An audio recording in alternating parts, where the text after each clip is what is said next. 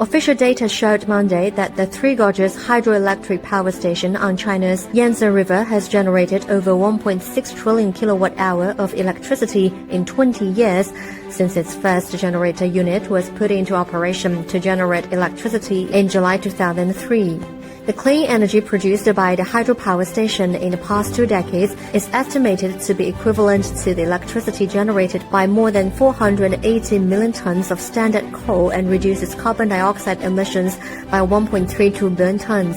With 34 hydropower turbogenerators, the hydropower station has a combined energy generating capacity of 22.5 million kilowatts and a designed annual power generation of 88.2 billion kilowatts.